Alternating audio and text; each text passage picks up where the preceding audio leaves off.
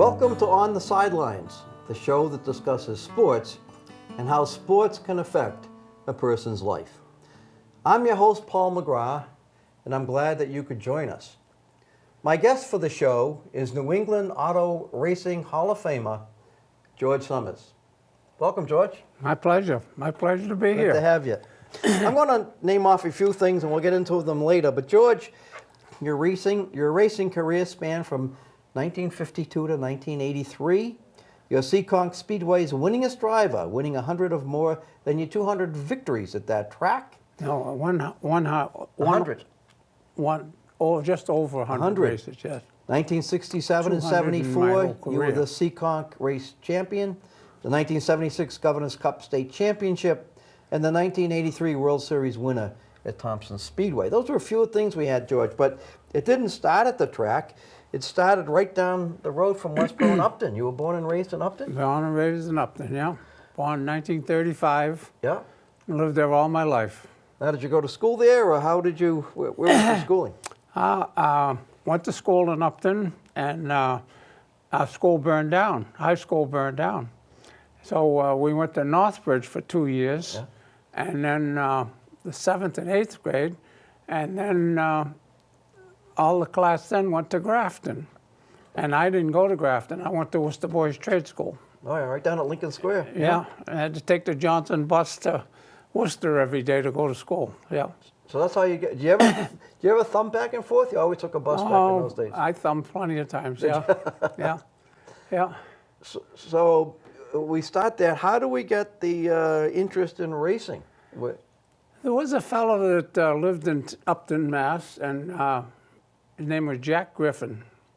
And he had a little, I don't know if you're familiar with Upton or not, but right in the center of town there's a package store and a pizza shop. Yeah. Right behind there used to be a little garage. And he rented that garage, and he had a race car. And so when I'd get out of school, that's the first place I would go to the race car shop. And I hung around with him. Well, I was probably 13, 14 years old. Yeah. I hung around with him for, well, he moved to Connecticut. He got a job at the electric boat down there. And then he raced at New London and Stafford and Connecticut more, you know. But he actually got me started into racing. And by the time I was 17, I had my own race car. So with him, were you working on the car or helping him drive? What would you do when you hung out with him? I did everything. Yeah. Wash pots, get this, do that, whole You were the gopher, and yeah. I did everything. I did everything, helping him work on the cars. And I just took such an interest in it that I went to the races with him when I was 15 years old, 14, 15. And by the time I was 17, he had moved away, and I had built a race car on my own. Yeah, at his shop? Or? No, I built it at my folks' home. Yeah, really? Yeah. Yeah. So where would you get the parts, or where'd you get the car? Where'd you get your first car? Well, the first car wasn't very much to talk about, but the second year I would work for the Space State Erecting in Upton there, and I did a lot of welding and stuff for them, and so I fabricated my own car at their place. The first actually good race car that I had. Yeah. Second year that I raced, you know. So in those days, where were you racing? Well, I started right here in Westborough. Yeah, when we had the track, yeah? Yeah. In 1952, I come over here, and like I said, it wasn't much of a car the first year, but the second year, I had a pretty good car. And I didn't win at Westborough till, well, the first race I ever won, it was bittersweet. I won it at Norwood Arena. I'd go to Westborough Friday night, I'd go to Norwood Arena Saturday night, and I used to go to Lonsdale Speedway on Sunday, Lonsdale, Rhode Island. And the first race that I ever won was at Norwood. I was so happy. I come home, and I couldn't wait to call Jack Griffin. Yeah. And Jack Griffin had got killed at Waterford Speedwell the night that I won my first race. Yeah. That was a bittersweet. And then after that, I just kept on racing, and I drove my own cars for, oh God, I don't know how many years, 6 or 7 years probably. And then I got driving for other people, and And there were some weeks that I raced 2 or 3 different owners. You know, one at Stafford Springs, one at Seekonk, at Westborough, or Thompson. So when it was your car, you have a trailer to get I there? Or trailed how it did that work? myself. Yeah, I trailed it myself. I had my own trailer. I made my own trailer. Yeah. And I pulled it with a 1947 Mercury coupe, and that's how I got back and forth to the races. So when you raced, what was the focus to get out in front, or did you have a strategy when you did that? When you first start, you do. All you want to do is get to the front. You got to get to the front. If you are in the front, you got to try to stay there. Yeah. You know, and you got to try to stay there. So in racing, how do they stage you as to the position, your starting position? Well, a lot of tracks do it a lot of different ways. Like at Seekonk, I ran Seekonk just about every let me see, I started racing in Westborough, then I went to Norwood, then I ended up going to Seekonk. And Seekonk paid more money than most of the tracks did.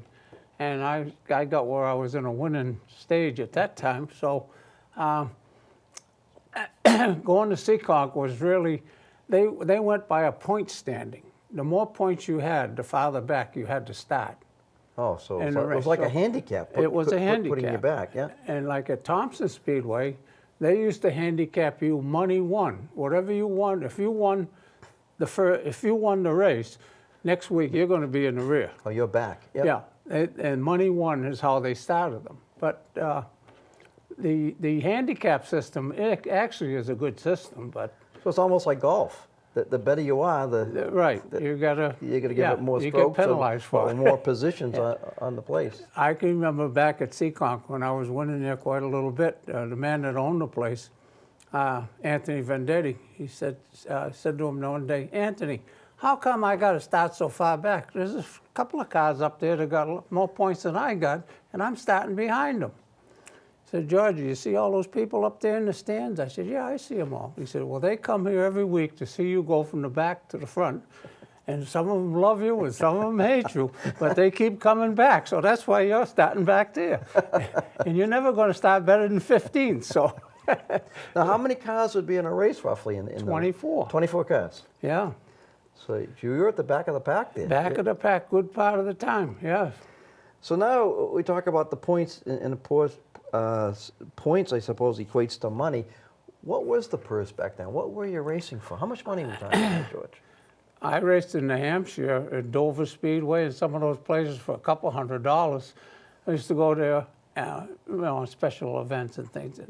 But Westborough was like $500, and I think Norwood was $5 or $7, and then Seekonk went to $1,000. Now that's for the winner? That's the win, yeah. Was there money for other places? Oh, yeah, everybody got something. But 500 to 1,000, that's a big jump in those days. That's why I was there. Yeah. But then it cost you money to get to these places. Oh, of course it did. You had to buy tires, you had to buy fuel, you had to pay to get in, to get into the pit area. So you weren't making a lot of money in racing? Oh, no. I made money later on in life when I drove for other people. I used to get 40% of what I made.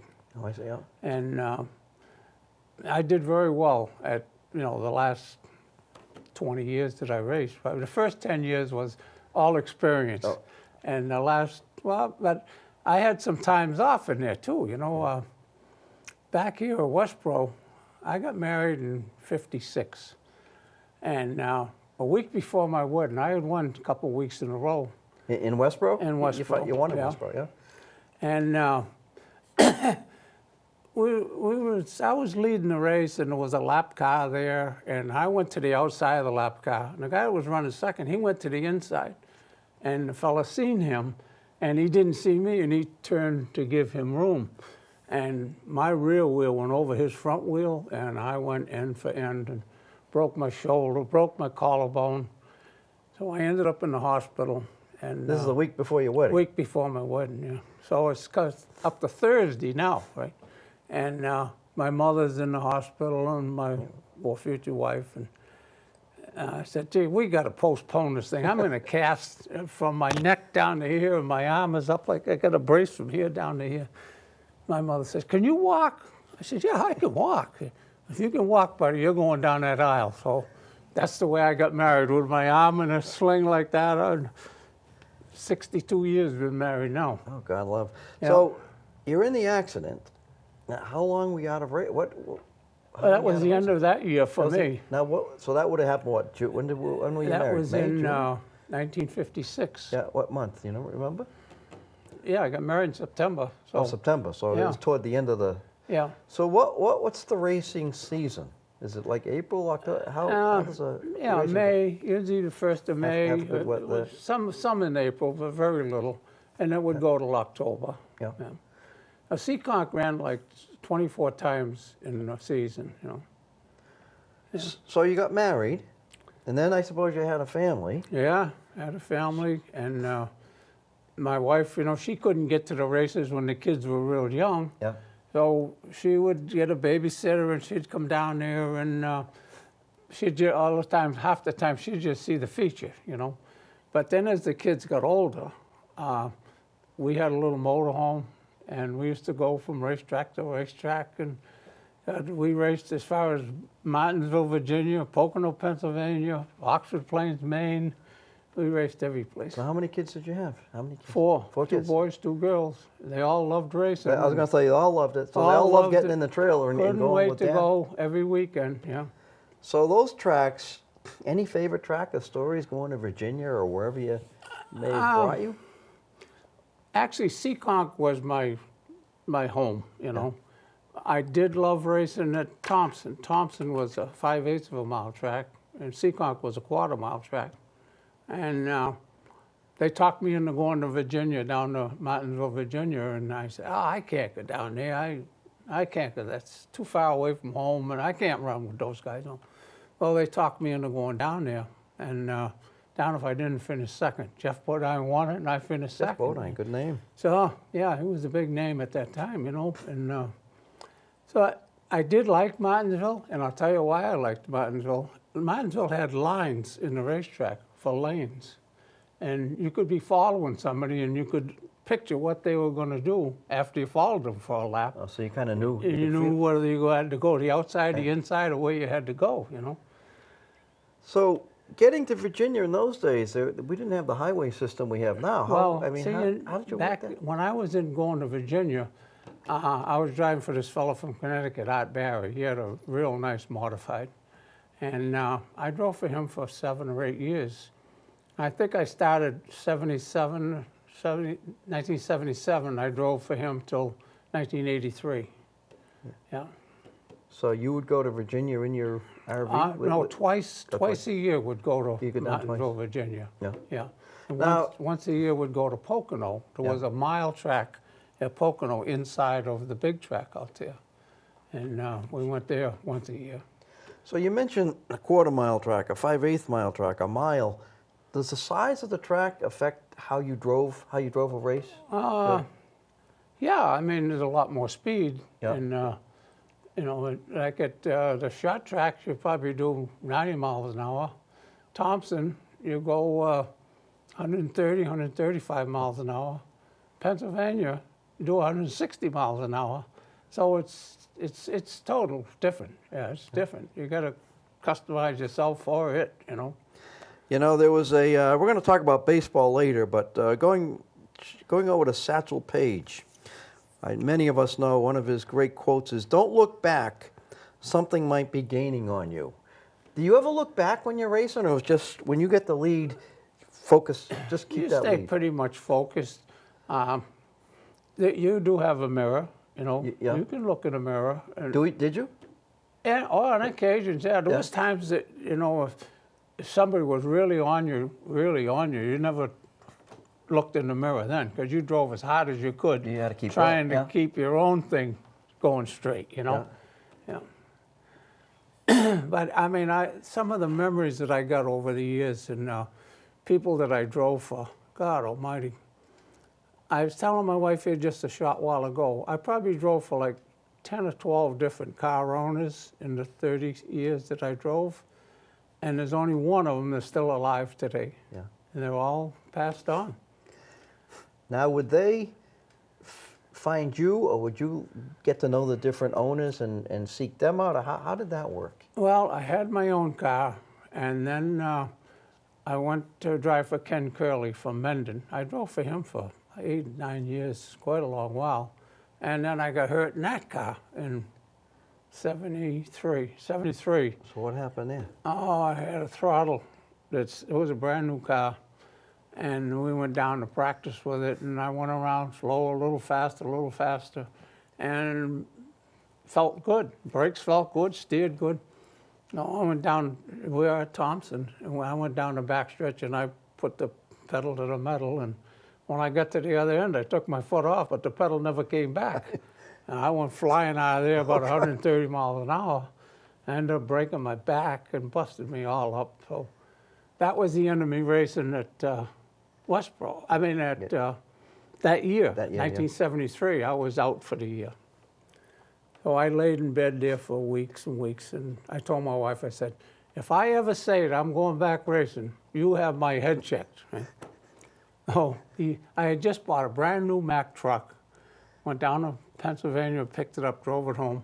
I never got a chance to drive that truck till 6 months later. So what did you break? What happened? Did you break your back, or what happened with that accident? Well, that's the one that the throttle stuck on. Yeah, right. The throttle stuck, and I went right out. They got cement walls down there now, but they used to have just sandbanks. Yeah. You know, and I climbed up over one of those sandbanks and down the other side, and there's a tree there, the only tree in 50 acres, and I hit the tree. But that really busted me up pretty good. So then 74 come around, and I said, no, I'm not going to drive no race cars. So this fella from Mansfield, Mass, Connie LaJoy, him and Jimmy Waterman, and they were building a race car. And Bob Sprague was supposed to drive it, and I don't know what happened, but they busted up before it even started. So they said, let's call Georgie Summers. Connie said, he ain't going to drive. He broke his back and this and that. So Jimmy said, let's try him. So I was just going to Florida for February. I said, when I come back, I'll come down and take a look at the car. You know, so down I go. I looked at it. I get in it. And boy, I'd love to drive this thing, you know. So I tell my wife, she says, you told me to have your head checked. She said, I hate to see you go back because you're not going to be competitive anymore, and I hate to see you make a fool of yourself. And, you know, why do you want to go back? I said, I'd just like to go back and try it. She said, oh, I hate to see you go back, George. I said, well, I'll tell you what I'll do. I'll go back for 4 weeks. And if I'm not competitive, I'll just walk away, quit, and say, that's the end of my career. This was 74. 74, okay. So I got down there, and I won the first race. Went down there, won the second week. Went down there, won the third week. Went down there, won the fourth week. So nobody could say, no, how are you going to quit now, right? Well, that was the winningest year that I ever had in a race car. The Seekonk ran 24 times, and I won 16 of them. Wow. And I've still got that car today. That car's in the museum up in New Hampshire. And a fellow from Westborough here, Al Alden, restored it for me and put it all back together real nice. We ran it a few times at old timers races. Yeah, and, I drove it till I was like about 75 years old, I think, you know. And finally Ronnie Bouchard and some of my friends said, Georgie, you're going too fast in that thing. You're going to get hurt. Get out of that thing. You won't be playing golf anymore. You won't be doing this and that. So finally they got to me, and so it's in the museum now up in New Hampshire. So what number, I've seen some of your cars, number 21, number 31. Did you have a favorite number? That didn't matter. Any? You know, 21 and 31 were probably my favorite. I drove a car for Bobby Smith, W.D. Smith, here in Shrewsbury. Right down there. And they used to race at Westborough, Seekonk. Bobby drove it. And then they had these open competition races at Maine. And so I talked to Bobby. I said, this car's a beautiful car. You should take it to Maine. He said, would you drive it? I said, yeah, I'll drive it. So we went to Maine, and damn, we won. We won the second week we went up there, we won with it. That was in 74 or 5. And 76, we went up there for every one of their open competition races. They had 8 of them, and I won 4 of them. I got a beautiful big thing from the state of Maine for the winningest driver in open competition, and that was in 76 or 77. Yeah. So that's how I got from one car to another car, and I drove that car for Connie LaJoy, 74, 75, and 76, Ken Curley was working for Billy Hood, owned a big salvage yard down in Bellingham, Mass, on 140. So Hood wanted to have a race car. So Curley said, I'll build you a car if we can get Georgie to drive it. So I was driving for this Connie LaJoy, and I loved Kenny Curley. He was good to work with, you know. So they talked me into driving the car. So we said, well, we're going to run it at Westborough Friday night, and we're going to run it at Seekonk Saturday night. I said, that's perfect. I'll drive it. So we went to Westborough at the beginning of the year. This was in 1976. So we won the first week, and we won the second week, and we won the third week, and then they said, hey, we got to do something about this. We're going to put a bounty on Summers so anybody that can beat them. You know? Well, they did. They put a bounty on me, and I forget how much they added to it, but they were adding money to it every week. Oh, so it built up. Oh, it built up, yeah. Well, Kenny Bouchard finally got the money, but I won 7 weeks in a row with that car with a bounty on me. 7 weeks in a row in 1976. Well, he might have let that build up so he could get more money, George, to win. What do you think?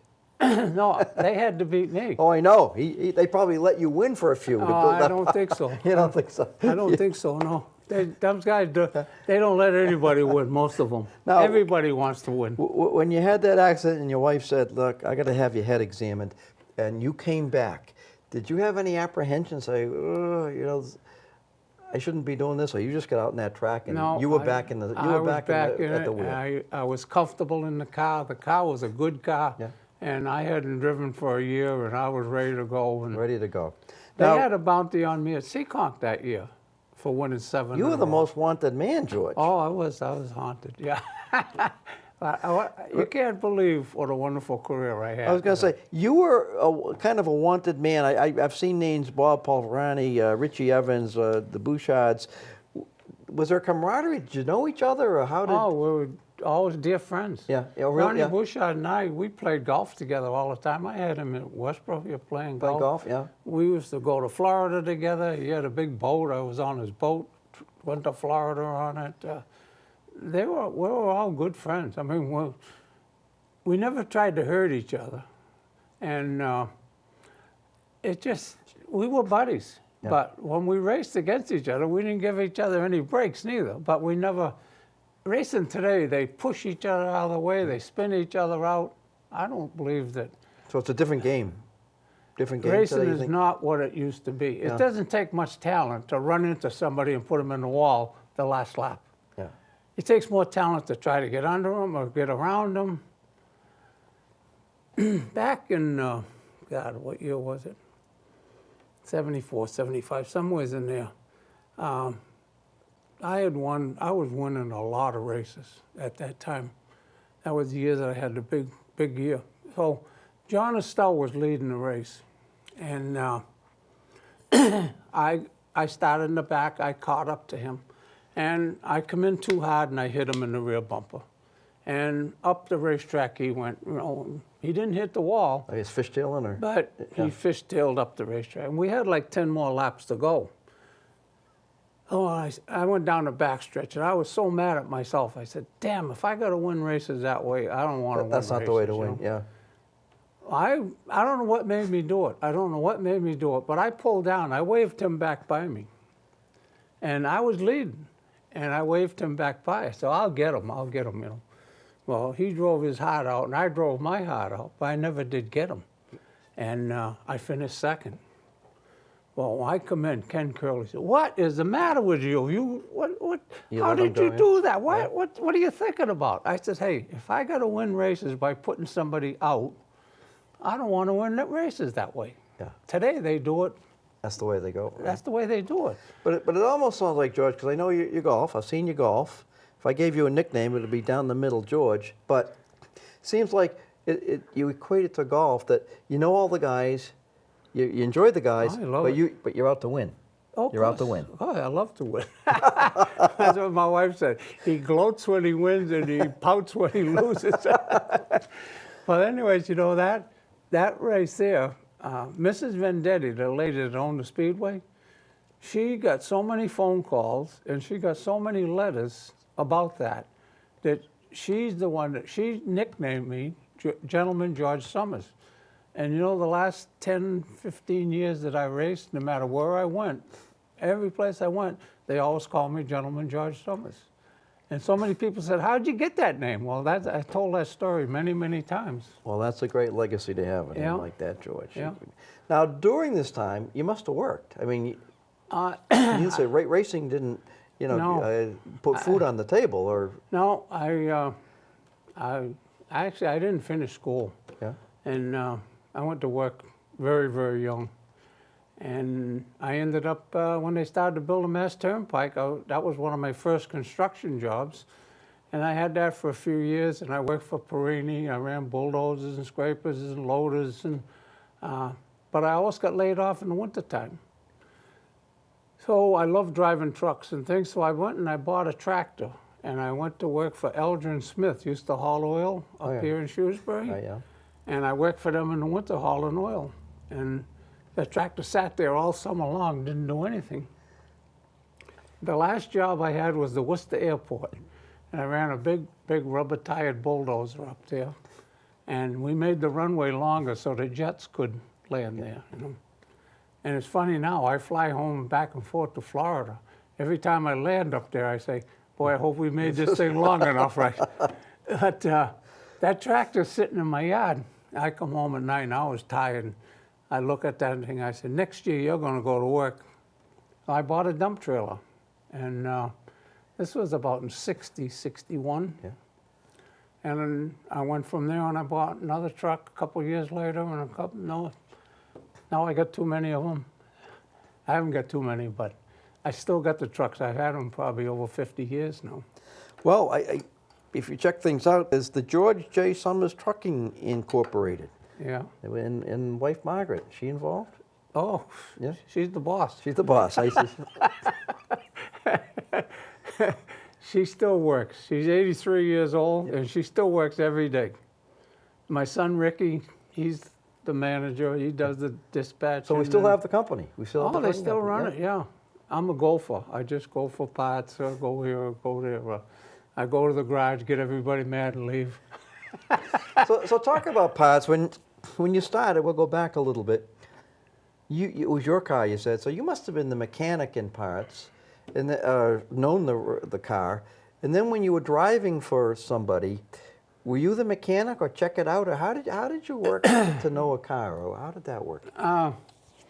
Like with Ken Curley, he built the cars. He built them, yeah. And I knew what I had to have to drive them, you know. And him and I worked very well together because we believed in each other. You kind of know each other. Oh, yeah. And, you know, he would see what the car was doing on the track, and I'd tell him how the car felt, and we would make adjustments to it to make it better. Yeah. And back in those days, it was different than now. Now everybody buys everything. They buy cars all built. They buy motors all built. But back in those days, everybody built their own car. Everybody built their own motor. And it was a guy that had a little bit more knowledge than somebody else. Everybody's trying to catch up to you. If you got ahead of them, they were... The other guy. Everybody's looking at your car and what are they doing, you know? It was different than it is now. So did you learn any of that at Boys Trade, or did you just learn it from... No, I learned it through just experience, I guess, you know, from time I was young. Yeah. You know, working with Jack Griffin when I was 13, 14 years old, and things that I never forgot, and things that I know made a race car go. And that's why a lot of times we had an edge on a lot of people. Well, but there was times a lot of people had edges on me, too. Yeah, it goes back and forth. Yeah. Well, how about driving? Where did you get the driving experience or learn Because it's got to be different driving on a track than driving down Main Street here in Westborough or Upton. Funny, when I was a kid, my brother-in-law, Dick Stockwood, used to manage Brooks Farm Dairy in Upton. And by the time I was 10 years old, he had me driving a tractor, pulling the hay up into the barns and driving the trucks in the field where they were loading hay on them. And so I started driving when I was about 10, and I just loved to drive. Loved to drive. So it just came natural to you. Yeah, came natural. So George, we go through all of this, and you raced 1952 to 1983, and your final race was at Thompson Speedway. Big race. And George, we're going to show that so people can see what actually happened. George Summers from Upton, Massachusetts, going out in fine fashion as he leads the pack down that long 500-foot back chute here at Thompson. The 2-lap marker is up from starter Dick Brooks. 2 to go for your leader, George Summers. Bob Poverary runs second. Richie Evans is third. Kenny Bouchard fourth. Fifth, right now, is the number 5 as Brian Ross slips underneath Reggie Ruggiero to pick up a spot in the late stages. The white flag waves. This time around, it is George Summers' last lap behind the wheel of a race car. Let's wish him well through turn number 1. George Summers wheels the Art Barry-owned white Chevrolet Cavalier down the backstretch. It is George Summers off of turn 4. The fans come to their feet. They wave their hands. George Summers ends a 31-year racing career by taking down the 40-lap modified feature event here at the World Series of Speedway Racing at the Thompson International Speedway. Ladies and gentlemen, what a way to go. George Summers, who started on the outside pole, drove the Art Barry-owned car number 21 for 40 green flag laps directly to victory lane. There it is, George. God, I'll never forget it. I'll never forget it. You know, that man there, that Art Barry, he built some of the finest race cars. I mean, talking about, we went to Martinsville, Virginia with one of his cars. I drove a black one for him. I drove a red one for him. I drove the white one for him. But we went down there and we finished second in the race, but we come home with a beautiful trophy for the best appearing car out of all the cars down there. That's how nice his cars were. They were. Well, that was number 21. That must have been a great car, your final car. You know, the last year that I raced, in '83, they had what they call the Thompson 300. There's 300 laps around Thompson. It was a hot day. Boy, it was hot, like it's been here lately. And about a little over 200 laps in that race, I was leading it. And I just got so tired and so overcome, going down the straightaway 135 miles an hour, and I didn't know if I was stepping on the gas or the brake, and I said, what am I doing? Am I trying to kill myself or somebody else? I said, you know what, I've had enough. And finally I had to call, we had radios at that time. I could talk to the car owner, he could talk to me. Yeah. And I said, I gotta get out. You gotta get somebody to drive this thing. And Greg Sachs was there, and Greg had blown the motor up in his car. And he went to Greg, he said, Greg, would you get in my car and drive? He said, George, he's not gonna get out, he's leading. He wants out. The first caution, he's coming in, so you wanna get in it. Oh, this is in the race? Yeah, this is in the race. So we had a caution, I come in, I got out of the car. They had to give me oxygen and everything, and Greg Sachs got in the car and stalled it and lost the lap. And then he made the lap back up, and he got back up to third, and he put it in the wall. But the car should have won the race. The car was so good. I said to Arthur after that, I said, you know what, Art? I've been doing this for 31 years. This is going to be my last year. I said, I'm going to finish the year, but I'm not going to go to Martinsville. That's 250 laps. Yeah. I'm not going to Pocono. That's 300 laps. I don't feel it's fair to you that I can't finish a race. I was headed for 49 years old at that time, you know. Yeah. So we finished up a couple more races, Stafford, Thompson, Seekonk, and He said, well, there's a 100-lap feature at Oxford Plains, Maine. I said, I love Oxford Plains. Let's go up there.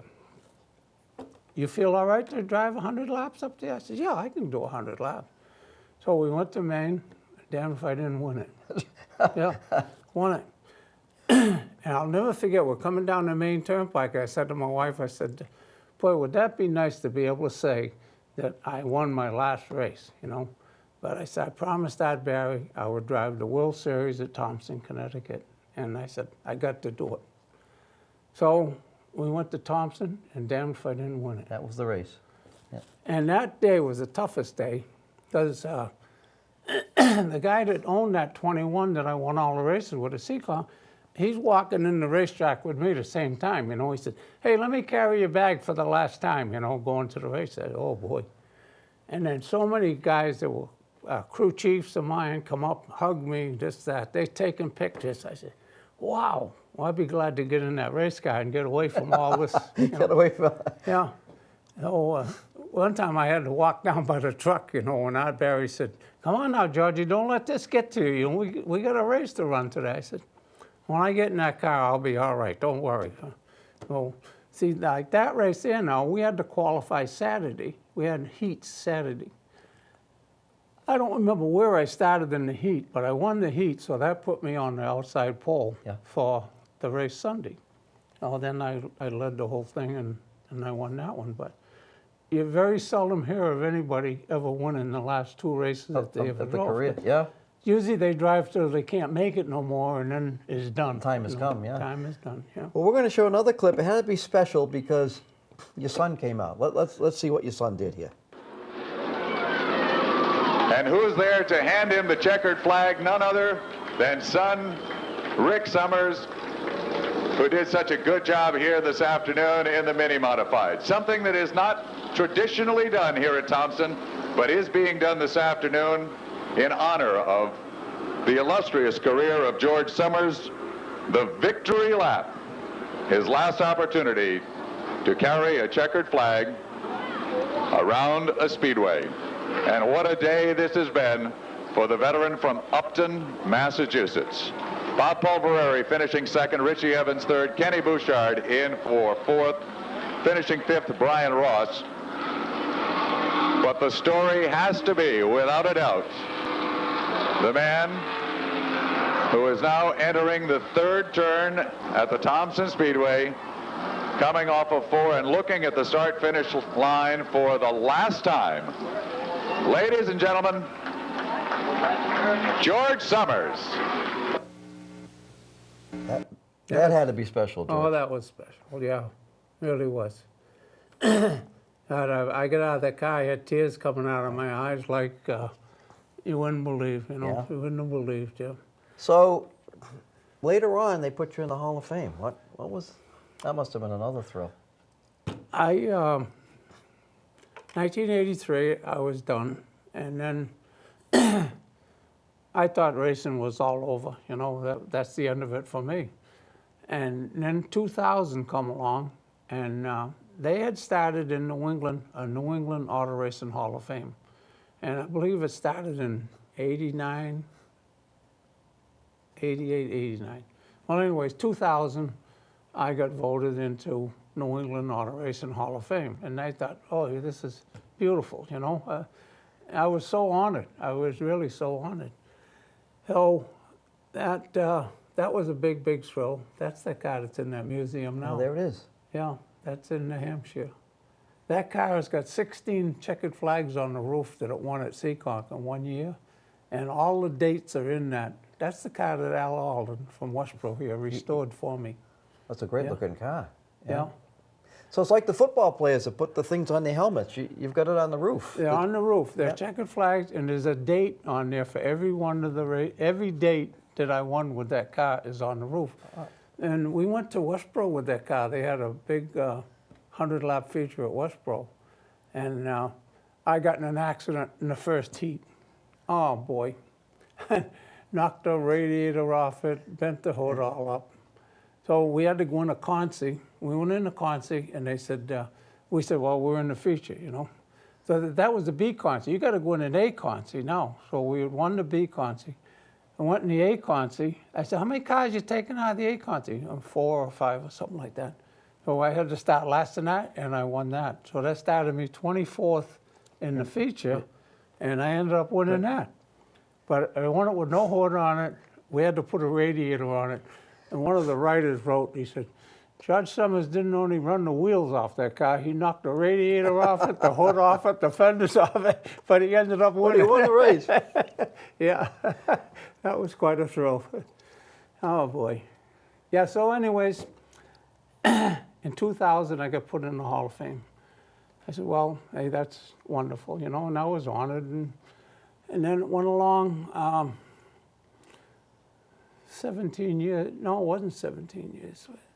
Oh, about 15 years later, Seekonk decided to build a wall of fame, you know, and they put a picture of the racetrack and the man that owns it and his wife. And they're going to put 3 drivers a year on the wall of fame. Well, the first year, Ronnie Bouchard and Bugsy Stevens and myself were the first 3 to go on the wall. That's an honor, yeah. And so they got nice pictures of us and plaques, and it's got Bugsy, 3-time national champion, Ronnie, Winston Cup, went to Winston Cup, and George Summers, the winningest driver in the history of Seekonk Speedway. So I said, well, that's wonderful. So that went on, and so where'd they go from there? God almighty. Then, see, you're getting up now where I don't remember as much as I used to, right? Well, anyway. They're still interested in you, George. They Yeah. got you a couple. Then I went from there to, well, I went to, I got Upton, New Hampshire up there. Yeah. They got a beautiful museum, all old race cars and everything. And last year they decided that they were going to have a Legends Day. So the 3 of us again, Ronnie Bouchard, Bugsy Stevens, and myself, they had a Legends Day. About a couple hundred people were there, and so they gave us nice big plaques, and we got put in the Legends. Well, it's not out yet, but I can say it because it's going to happen. But in Florida, in Daytona Beach, Florida, they have a big museum down there, and they call it the Living Legends. And it's been going on for 26 years. And most always been all Southern guys have always gone into this thing. Well, my wife and I were driving in the car here about a month ago, and I got a telephone call. I picked it up, and I don't hear the best. And I'm listening, and I'm listening. I said, excuse me, Vic, can I put my wife on to talk to you so that I know for sure what you're talking about? So my wife gets on the phone. Yes, yeah, and she's talking. She says, did you understand? I said, I didn't understand the whole thing. She said, you have been voted into the Living Legends in Daytona Beach, Florida, and you're going to be put in February of next year. 19. February night is 3 days before the Daytona 500. And about 400 or 500 people go to that. You know, I've been to it a few times. But I'm going to be inducted this year into the Living Legends of auto racing in Daytona Beach, Florida. Well, congratulations, George.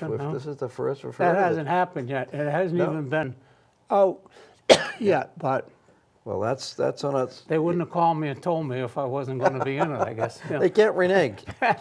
Well, George, we're going short, but we're going to get a couple more things in here. And we're going to shift gears, to use a pun here. We're going to go to baseball. Now, I'm going to go back to September 28th, 1955. The Yankees and Dodgers were in the World Series. And believe it or not, that's the last year, 1955, that World Series games played in September. Now they play them in November. Christ, they'll be playing them in December, for crying out loud. But at any rate, first game, Yankees-Dodgers, which was a big rivalry. Talk about rivalries in those days. And we're going to show a clip. We got Whitey Ford pitching. Whitey goes into the Hall of Fame. We got Yogi Berra catching. He goes into the Hall of Fame. We got Jackie Robinson on third base. He goes into the Hall of Fame. And if we can show the clip, let's see what happens here in September 28th, 1955, first game of the World Series. With pinch batter Frank Keller at bat. Robinson dashes to the plate.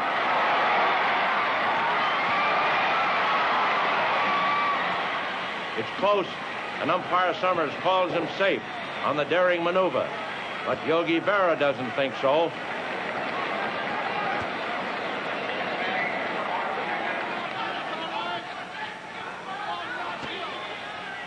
And the fans will never forget the sight of Jackie Robinson preparing for the plate on his daring steed.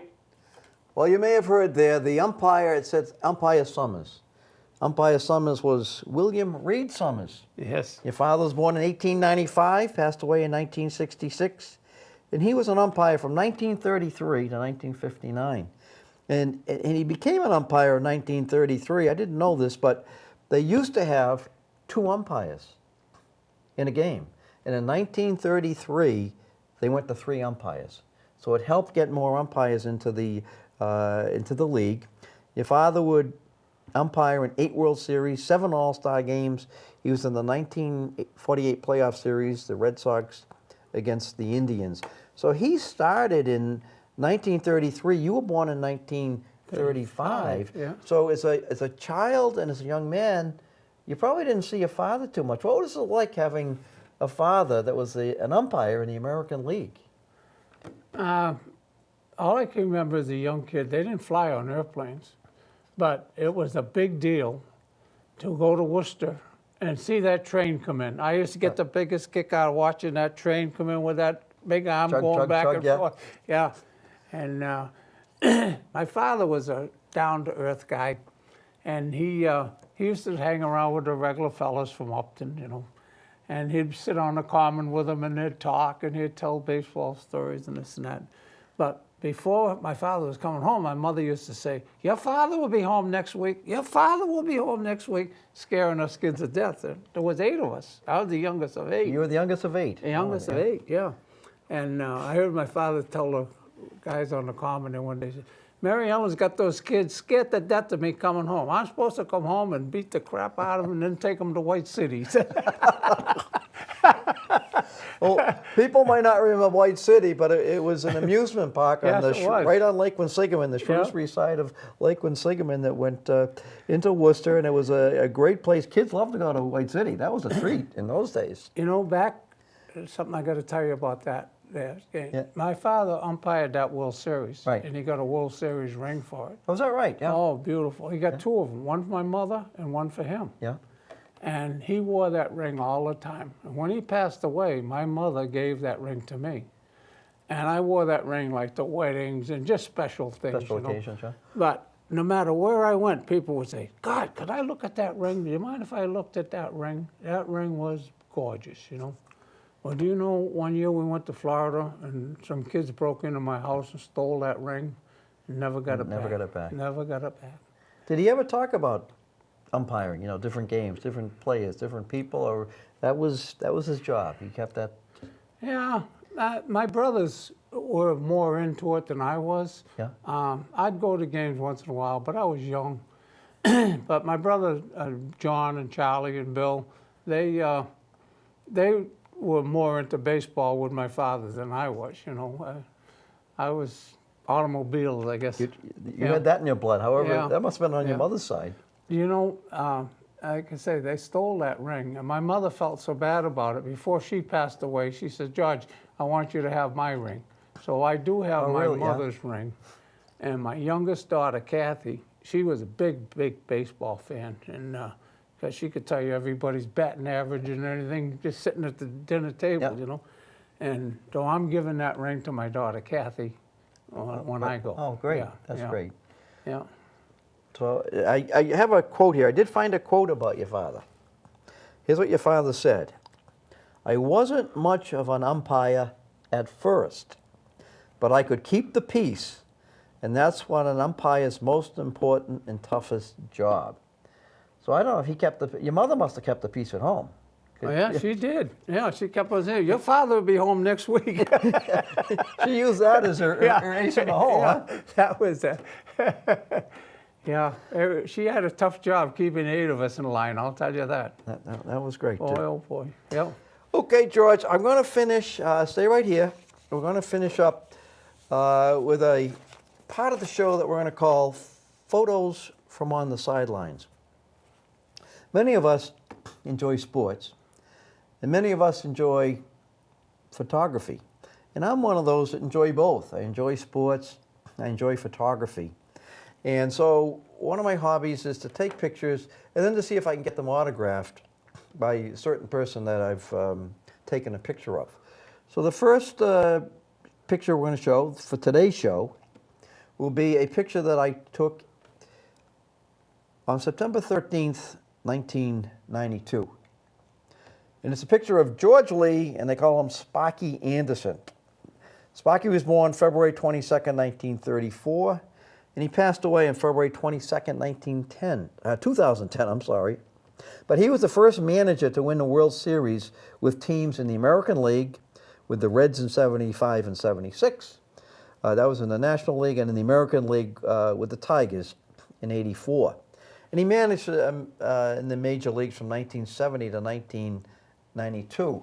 Now, in this picture, you can see, I sent this to Sparky, and it says, "To Paul, thank you, Sparky Anderson." Now, the reason it was thank you, when I sent the autograph, I had sent a request to a fellow by the name of Terry Steinbach. Terry was an all-star catcher with the Athletics and Twins. And when I sent Terry the picture, it was sent back. And it said, "We'll be glad to have it autographed, but please send a donation to his foundation." And I thought that was a great idea. You want an autograph, but make a charitable donation. So that's what I did. I read Sparky's biography, and I noticed that he was involved with a charity in the Detroit area. So I sent Sparky the request, and I said, "Sparky, here's a check made out to the charity, and I hope you can pass that on." And I requested the autograph. So this is Sparky sent it back, and he sent it to me. And for years afterwards, I would get a request from that charity for donations, but that was okay. I still think that for autographs, that's a great way to do it. If someone has a foundation or a charity, it's a great way to obtain an autograph and to be able to make a donation to the charity. So for you youngsters out there, or anyone out there that enjoys sports, enjoys photography, try taking pictures of someone, see if you can get their autograph. Sometimes you can get them in person, sometimes you send away for the autographs, but it's kind of a neat way, and it's kind of a unique way. It's your picture, they've autographed it, and it's a keepsake for yourself. So that's photographs from on the sidelines. So we're going to end the show. I hope you've enjoyed our show. I've certainly enjoyed chit-chatting with you, George. It's been a great time, a great career. From where you were then to now, it's a different way of life, but those were some good old days. Now I try to beat you playing golf. That's he tries to beat, well, he's tough. He's down the middle, George, right down there. So, George, best of luck. I want to thank everyone for joining us with the show. It's been a great time chatting with George. And if I don't see you at the game, in the game, I hope to see you on the sidelines. Thank you. Okay, George.